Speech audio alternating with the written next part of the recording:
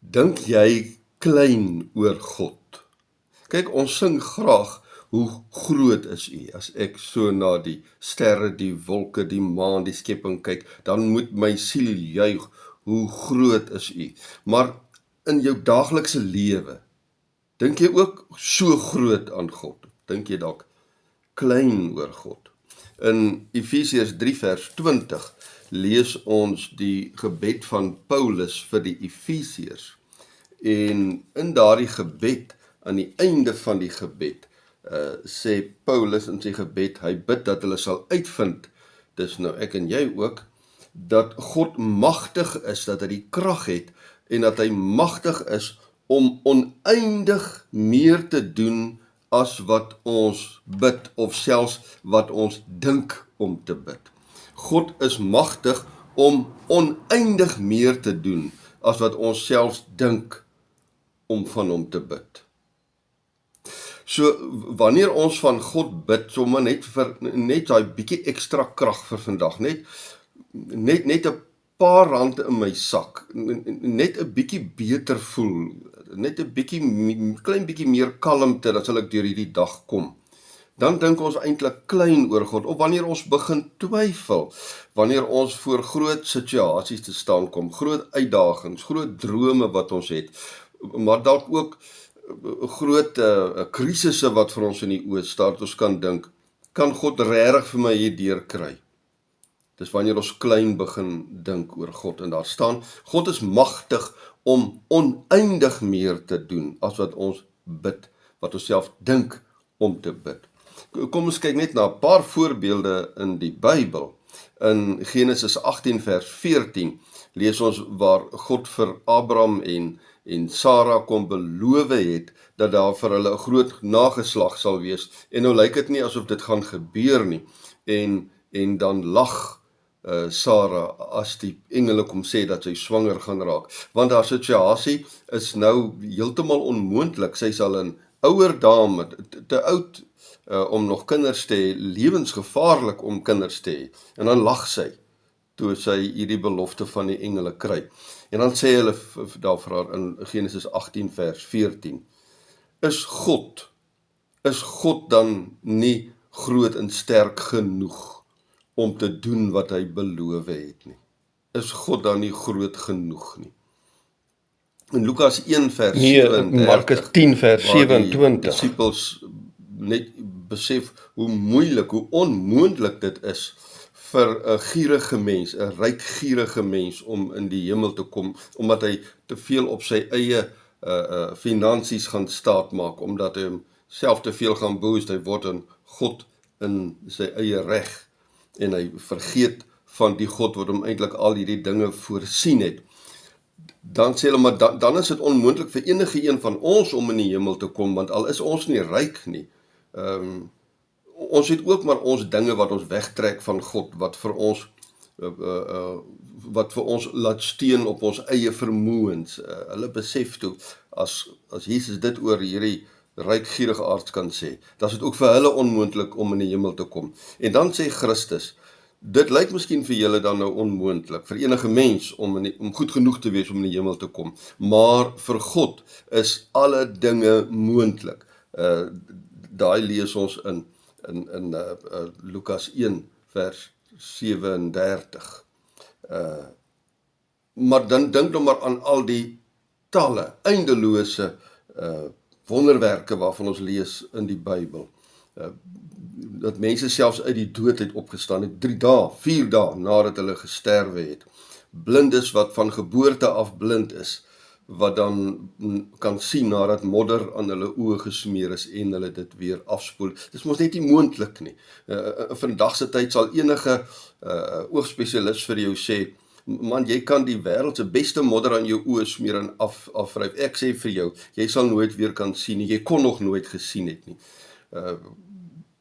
Enige goeie oogspesialis sal vandag vir jou kan sê, menslik gesproke is dit onmoontlik, want ek kan miskien met my operasies vir jou laat sien. Die kans is dalk nie groot nie, maar ek kan dalk vir jou help. Partykeer kan hulle sê, slegs met 'n operasie sal ek vir jou volkome kan help, maar modder in jou oë, nee my vriend, daai is net 'n storie. Dit is wanneer 'n mens klein begin dink oor God. Ja, daarvoor is daar die oogspesialiste. Ek vat hom net as 'n voorbeeld. Daarvoor is daar die oogspesialiste daar, deur God geplaas. Daarvoor het hulle al hierdie kennis, al hierdie vermoëns gekry. Ons wil glad nie hulle werk afkraak nie. Maar wanneer ons klein dink oor God, is wanneer ons dan nou ons vertroue op die mens begin stel, op hulle vermoëns.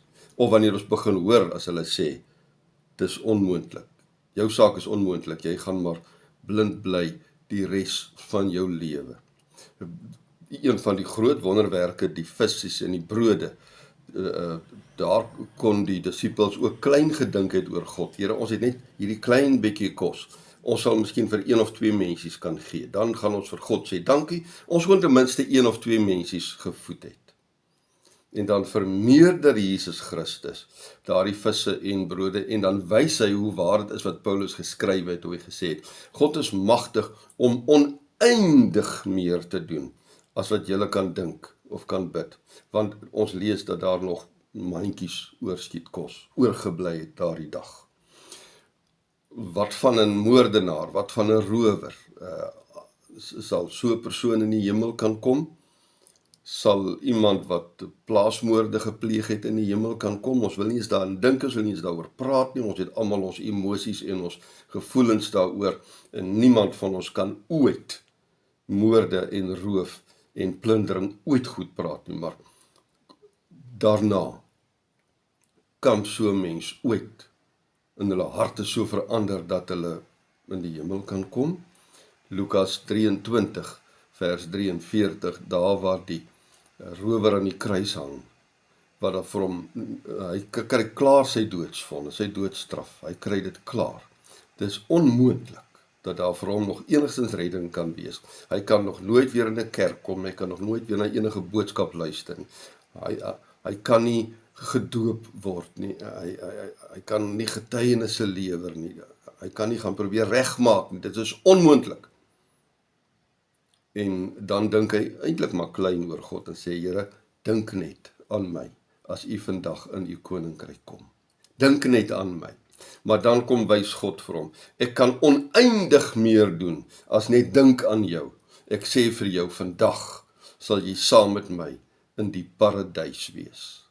So ek weet nie hier net so voor die kersseisoen, dis die tyd in die lewe wanneer baie mense moet opgee vir die lewe, wanneer jy nie kan sien vir nog 'n jolige Kersfees, nog 'n nuwe jaar weer van vooraf begin nie. Die selfdoodsyfers in die hele wêreld styg drasties in hierdie volgende maand of 2. Of mense wat dan net sterf, mense wat net nie meer kan veg teen die siektes, die mense wat net oorgee. Ek weet nie hoe voel jy op hierdie stadium oor hierdie jaar en oor 'n nuwe begin vir volgende jaar nie. Maar moenie klein dink oor God nie. Moenie klein dink oor wat God kan doen nie. Jy hoef nie van God klein dingetjies te kom vra nie. Ek weet nie hoe lyk jou finansies nie, ek weet nie hoe lyk jou gesondheid nie, ek weet nie hoe lyk jou huwelik nie, ek weet nie hoe gaan dit met jou moontlike depressie nie, ek weet nie hoe gaan dit met jou drome en ideale wat jy het nie, ek weet nie hoe voel jy oor 'n nuwe jaar nie, ek weet gewoon nie, want jy weet, ons twee kan mekaar ken en ons kan langs mekaar sit, dan weet ek nog nie regtig altyd wat gaan in jou kop en jou harte aan nie. Maar ek wil jou vandag dan nou vra en uitdaag, kom na God toe in hierdie tyd, en kom verwag groot dinge van hom, bring die onmoontlike, selfs daar waar 'n dokter sê, ons kan niks meer vir jou doen nie. Hoeveel keer het ons nie al gehoor van mense wat daar sulke uitsprake oor hulle lewe gemaak is nie, en dan lewe hulle nog 20 jaar later.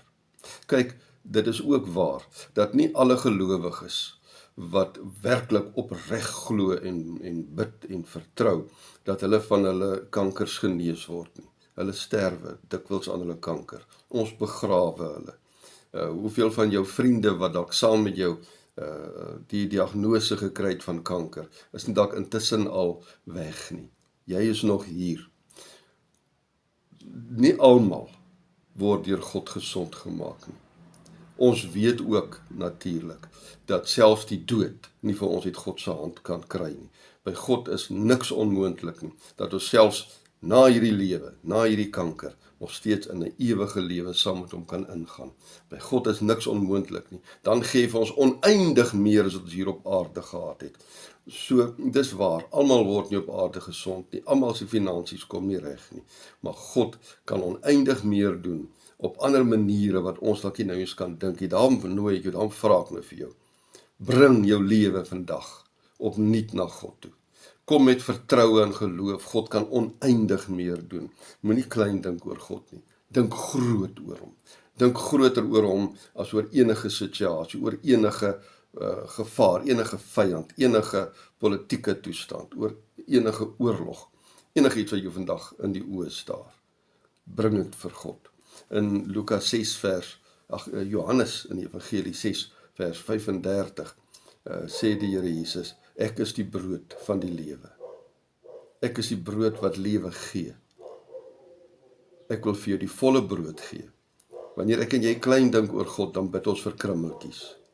Net vir daai krummeltjies wat van die tafel afval, net 'n klein bietjie genade, net 'n klein bietjie deursettings nog vermoë. God het gesê, kom vra van my die volle brood. Ek het gekom om vir julle die lewe te gee en dit in oorvloed. Kom vra dan vandag vir God die brood wat lewe gee, die volle brood. Moenie klein dink oor God nie. Hy het gesê, ek is by magte om oneindig meer te doen as wat jy kan bid of selfs kan dink om te bid. Bring dit asseblief vir God. Kyk wat hy vir jou kan doen.